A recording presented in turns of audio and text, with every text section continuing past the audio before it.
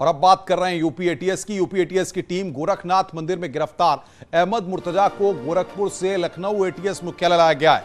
यहां उससे रिमांड में पूछताछ हो रही है। एटीएस ने मुर्तजा का लैपटॉप, मोबाइल फॉरेंसिक जांच के लिए भेजा है।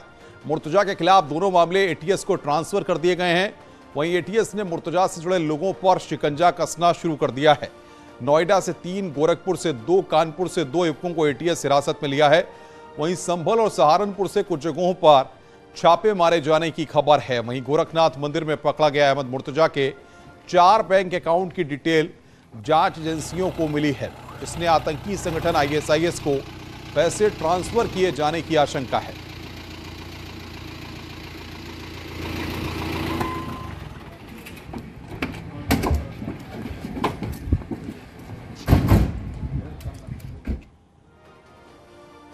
और जांच में क्या चीजें सामने आई हैं वो हम आपको बता रहे हैं। जांच में यह भी पता चला है कि अल-कायदा आतंकवादी अनवर अल अवलाकी को मुर्तजा अपना मुख्य सेंटर मानता था। यह हम आपको बता रहे हैं। अल-कायदा का आतंकवादी था अनवर अल अवलाकी। ये कौन था अनवर अल अवलाकी? ये आप देख रहे हैं, ड्रोन हमले में यमन में मारा गया था अनवर, और अमेरिका ने अवलाकी को ग्लोबल टेररिस्ट घोषित कर रखा था। यह बहुत महत्वपूर्ण जानकारी यहां पर न्यूज 18 आपको दे रहा है। अमेरिका ने अवलाकी को ग्लोबल टेररिस्ट घोषित कर रखा था। तो ये इसकी तस्वीर भी हम आपको दिखा रहे हैं। मौलवी से अल कायदा का आतंकी बना था अनवर अल अवलाकी। ये इसकी प्रोफाइल के बारे में बता रहे हैं। अल कायदा का आतंकवादी था अनवर अल अवलाकी, यानी कि अल कायदा का कनेक्शन यहां पर इसका एस्टेब्लिश हो रहा है। यह बड़ी बात है। इधर सहारनपुर के फतेहपुर इलाके में एटीएस ने मुर्तजा के एक संदिग्ध साथी को हिरासत में लिया है। एटीएस आरोपी के मोबाइल को कब्जे में लेकर उसके सोशल मीडिया अकाउंट और फोन डिटेल को खंगाल रही है। तो मोबाइल कब्जे में लेकर यहां पर पूछताछ की जा रही है। यह इस वक्त की बड़ी खबर हम आपको बता रहे हैं। सोशल मीडिया अकाउंट को एटीएस की टीम फिलहाल खंगाल रही है। फतेहपुर से संदिग्ध को हिरासत में लिया गया है। यह भी अपडेट इस वक्त हमारे पास आ रहा है। हिरासत में मुर्तजा का संदिग्ध साथी है। यूपी एटीएस द्वारा गोरखपुर से मुर्तजा को गिरफ्तार करने के बाद लगातार जगह जगह छापेमारी कर रही है। अलग अलग जिलों में लोगों की तलाश कर रही हैं जो मुर्तजा से जुड़े हुए हैं। वहीं सहारनपुर के छुटमुरपुर थाना क्षेत्र से एक 30 वर्षीय युवक को हिरासत में लिया है। उसके मोबाइल को कब्जे में लिया गया है। उसके फ़ोन कॉल्स को खंगाला जा रहा है। उसके जो फेसबुक अकाउंट या जो भी सोशल मीडिया के अकाउंट्स है उनकी बारीकी से जांच की जा रही है। और वह एटीएस उसको कहीं गुप्त स्थान पर लेकर गई है और उससे जानकारियाँ जुटाने के बाद कोई ना कोई एक बड़ा खुलासा सहारनपुर से देखने को मिल सकता है। कैमरा पर्सन विकास के साथ देवेश त्यागी, न्यूज़ 18 सहारनपुर। और अब बात कर रहे हैं विवादों के विश्वविद्यालय की। अलीगढ़ मुस्लिम विश्वविद्यालय में हिंदू देवी देवताओं पर आपत्तिजनक बयान देने वाले प्रोफेसर को सस्पेंड कर दिया गया है।